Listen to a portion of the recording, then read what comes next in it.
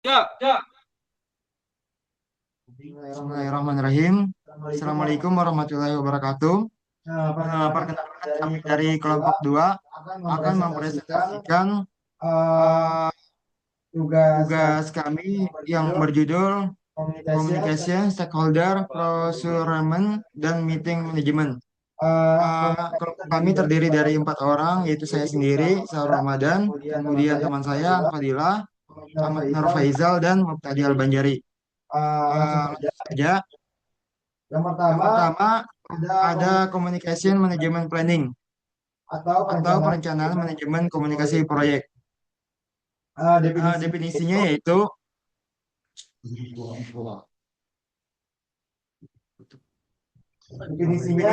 yaitu Communication Management Planning adalah proses mengidentifikasi kebutuhan informasi, pemangku kepentingan proyek, dan mendefinisikan pendekatan komunikasi.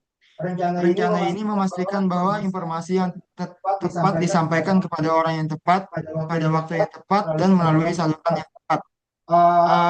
Ada 3 unsur di sini. Yang pertama ada transparansi, yaitu memastikan semua pihak mendapat informasi yang akurat dan tepat waktu mengenai perkembangan proyek. Kemudian koordinasi, menghubungkan anggota tim dan pemangku kepentingan agar bekerja secara sinergis menuju tujuan yang sama, mencegah miskomunikasi yang dapat menyebabkan mitigasi risiko, mencegah miskomunikasi yang dapat menyebabkan konflik, keterlambatan, atau kegagalan proyek. Kemudian di sini ada beberapa komponen utama rencana komunikasi. Yang pertama, identifikasi stakeholder. Daftar lengkap semua pihak yang berkepentingan termasuk tim proyek, manajemen klien, dan pihak eksternal. Kemudian kedua, kebutuhan informasi, yaitu menentukan jenis informasi apa yang dibutuhkan masing-masing stakeholder. Yang pertama, laporan kemajuan, keputusan, risiko, dan sebagainya. Kemudian yang ketiga, saluran dan media, yaitu memilih media komunikasi yang tepat. Ada email, rapat, dashboard online, laporan tertulis, atau presentasi. Keempat, frekuensi dan jadwal, yaitu menetapkan seberapa sering komunikasi dilakukan, bisa harian, mingguan, bulanan, atau berdasarkan kejadian tertentu.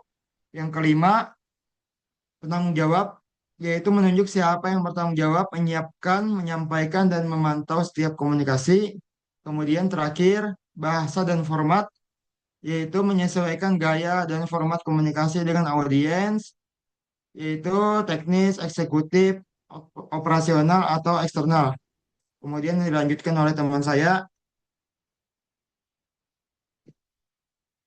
Matrik komunikasi proyek, yaitu informasi, stakeholder, media, frekuensi, peak. Di informasi yaitu laporan kemajuan, status risiko, update anggaran, perubahan skop, milestone selesai, stakeholdernya, sponsor, PM, tim dan manajemen, sponsor dan keuangan, semua stakeholder, klien dan sponsor. Di media yaitu email plus dashboard, rapat plus laporan, presentasi, formal, memo, email plus rapat. Frekuensi mingguan, 2 mingguan, bulanan, sesuai kejadian per milestone. Peak project manager, risk manager, project manager, change manager, project manager. Bagian 2 yaitu stakeholder engagement plan. Rencana keterlibatan pemangku kepentingan. Definisi dan mengapa penting. Apa itu SEP? Stakeholder Engagement Plan. SEP adalah dokumen formal yang menguraikan strategi dan tindakan untuk melibatkan pemangku kepentingan secara efektif sepanjang siklus hidup proyek. Tujuannya adalah memastikan dukungan, mengelola ekspektasi, dan mengurangi resistensi dari pihak-pihak yang dipengaruhi oleh proyek. Mengapa SEP penting? Mencegah konflik dan resistensi dari pihak kepentingan, membangun kepercayaan dan dukungan jangka panjang, memastikan kebutuhan stakeholder terpenuhi dalam desain proyek, meningkatkan peluang keberhasilan dan penerimaan hasil proyek, mendeteksi masalah lebih awal sebelum menjadi krisis. Tingkat keterlibatan stakeholder, unaware, tidak sadar, stakeholder tidak mengetahui keberadaan proyek atau dampaknya. Strategi informasi keberadaan proyek dan referensinya. Reason menolak, stakeholder mengetahui tetap menolak perubahan yang dibawa proyek. Strategi dialog aktif pahami kekhawatiran dan negosiasikan. Netral, stakeholder mengetahui tetap tidak mendukung maupun menolak. Strategi tingkatkan informasi dan melibatkan dalam keputusan. Sportif, mendukung, stakeholder mengetahui, mendukung, dan aktif membantu proyek. Strategi, jaga keterlibatan dan jadikan duta proyek. Leading, pemimpin, stakeholder terlibat aktif memastikan keberhasilan proyek. Strateginya, deteksikan peran strategis dan kolaborasi intensif. Power integrate, matriks kepentingan, kekuasaan. Pantau monitor, kuasa rendah, minta rendah. Informasikan from, kuasai tinggi, minat rendah. Likan kuasa rendah, minat tinggi. Kolaborasi, manajer close, selling, kuasai tinggi, minat tinggi. Strategi per kuadran. Manajer kuasai libatkan intensif, komunikasi rutin, keputusan bersama, keep step with, informasikan reguler, jaga keputusan, kepuasan, hindari kejutan, keep informed, update berkala, dengarkan masukan, berikan respon, monitor, pantau saja, komunikasi minimal namun tetap teratur. Selanjutnya akan dilanjutkan oleh teman saya, An Fadilah. Lalu pada bagian ketiga ada procurement manajemen planning, yaitu perencanaan manajemen pengadaan. Kemudian untuk definisi dan proses pengadaan, procurement manajemen planning adalah proses menentukan apa yang perlu dibeli atau diperoleh dari luar organisasi, kapan dan bagaimana caranya. Ini mencakup pembuatan keputusan make or buy, pemilihan jenis kontrak, dan penetapan prosedur pengadaan. Kemudian untuk tahapan proses pengadaan, yang pertama perencanaan kebutuhan, lalu yang kedua analisis make or buy,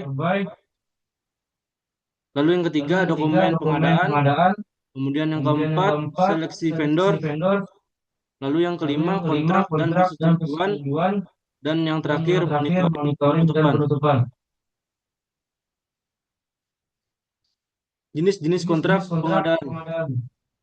Yang pertama ada price. Harga ditetapkan di awal dan tidak berubah. Risiko biaya ada pada vendor. Biaya pasti mudah dianggarkan, risiko rendah bagi buyer. Vendor bisa membatasi lingkup kurang fleksibel. Terbaik untuk scope jelas dan stabil. Lalu yang kedua ada cost reimbursable. Buyer membayar biaya aktual atau VI. Risiko biaya ada pada buyer. Fleksibel mendorong kualitas, cocok untuk R&D. Biaya tidak pasti, perlu pengawasan ketat. Terbaik untuk scope tidak jelas atau berubah-ubah. Lalu yang ketiga time and material. Kombinasi FI dan CR, bayar per jam per unit kerja dan material yang digunakan. Fleksibel, cocok untuk pekerjaan berubah, sulit memprediksi total biaya, terbaik untuk pekerjaan jangka pendek atau darurat. Lalu yang ke bagian keempat, meeting manajemen. Manajemen rapat yang efektif dan produktif. siklus manajemen rapat sebelum, saat, dan sesudah. Yang pertama, sebelum rapat. Yang pertama, tetapkan tujuan dan hasil yang diharapkan. Lalu yang kedua, siapkan agenda terstruktur dengan alokasi waktu. Lalu yang ketiga, undang peserta yang relevan saja. Lalu yang keempat, bagikan materi atau bahan bacaan sebelumnya. Lalu yang kelima, pastikan ruangan atau platform siap digunakan. Lalu yang terakhir, konfirmasi kehadiran peserta. Kemudian saat rapat, yang pertama, mulai tepat waktu, jangan menunggu terlambat. Lalu yang kedua, tunjuk fasilitator dan notulen rapat. Lalu yang ketiga, ikuti agenda, hindari melenceng dari topik. Kemudian yang keempat, pastikan semua peserta berkontribusi. Yang kelima, catat keputusan dan action items. Lalu yang keenam, selesaikan atau parkir isu yang belum terpecahkan.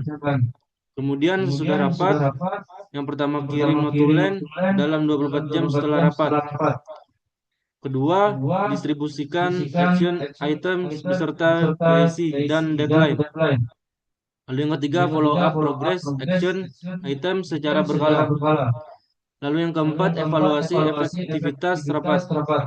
Kemudian yang kelima, arsipkan dokumentasi rapat.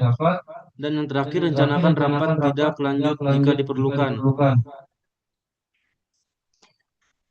Kemudian akan dilanjutkan teman saya, Sahrul Gunawan. Baik. Di sini ada jenis rapat proyek dan best practice.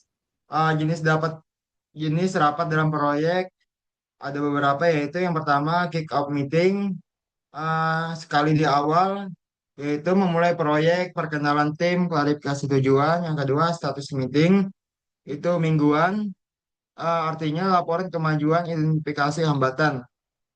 Kemudian steering commit itu bulanan, keputusan strategis oleh pemimpin senior. Yang keempat ada technical review, itu per fase, review solusi teknis bersama tim ahli. Kemudian terakhir risk review, itu ada 2 mingguan. Yang dilakukan yaitu evaluasi dan mitigasi risiko proyek. Best practice, mulai dan akhiri tepat waktu, hormati waktu semua peserta, batasi durasi 30 sampai 60 menit untuk rapat reguler. Undang maksimal 7 sampai 8 orang agar diskusi efektif. Larang multitasking, minta matikan notifikasi. Pastikan satu orang berbicara dalam satu waktu. Kemudian akhiri dengan rekap keputusan dan action items yang jelas. Kemudian di sini ada ringkasan 4 pilar manajemen proyek yang efektif. Yang pertama ada communication, manajemen planning, yaitu merencanakan siapa yang mendapat informasi apa, kapan, dan melalui media apa untuk menjaga transparansi. Yang kedua, stakeholder engagement plan, yaitu mengidentifikasi dan kelola kepentingan semua pihak agar mendukung keberhasilan proyek. Yang ketiga ada procurement manajemen planning, yaitu menentukan apa yang perlu dibeli dari siapa dan dengan kontrak yang tepat untuk efisiensi biaya. Yang keempat ada meeting manajemen, jalankan rapat yang struktur, tepat waktu, dan produktif dengan tindak lanjut yang jelas. Implementasikan keempat elemen ini secara konsisten untuk memastikan proyek berjalan efektif, efisien, dan berhasil mencapai tujuan. Ya, kemudian kita beralih ke sesi tanya jawab. Untuk audiens, apakah ada yang ingin ditanyakan? Saya ingin bertanya, Silakan perkenalkan nama dan NPM terlebih dahulu. perkenalkan nama saya Komarudin dengan NPM 23100102883. Eh sebentar.